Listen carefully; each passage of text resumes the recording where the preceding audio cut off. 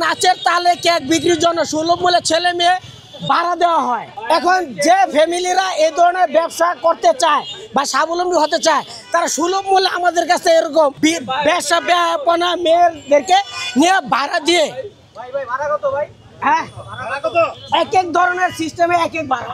আমার বিবেকে একটা নাড়া দিছে যে কি করে রাস্তার সাইডে একটা মেয়ে ছেলে অঙ্গ ভঙ্গি হেলন দুলন দিয়া ছেলে মেয়েদেরকে দিয়া এই কেকটা বিক্রি করে, তার আমাদের পরবর্তী প্রজন্ম কি শিখবে, আমার ছেলে মেয়েরা কি শিখবে?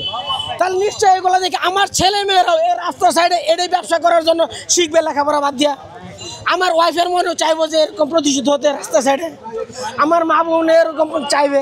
তো সেই ক্ষেত্রে বিবেকের তাড়নায় আজকে আমি এখানে আসছি। দীর্ঘদিন ধরে মিরপুরে আমি জনতার একতা একটা সংগঠন, দীর্ঘদিন ধরে আমি আন্দোলন করি। ভাই ভাই সবাই বলতেছে আপনি ভাইরাল হওয়ার জন্য আসছেন, ভাই এই বিষয়ে কি বলবেন? আমি আরো অনেক সংগঠন চালাই।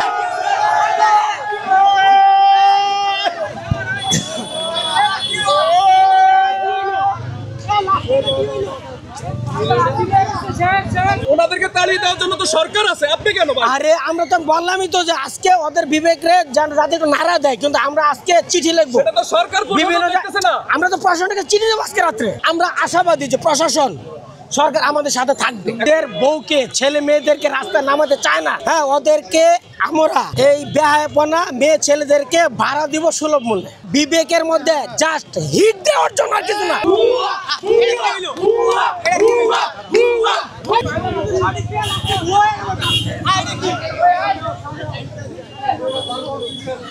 সুলভ মূল্যের নম্বর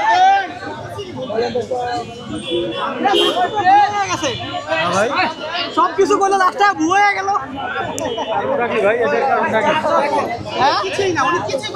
রাখো কেটে দাও আল্লাহ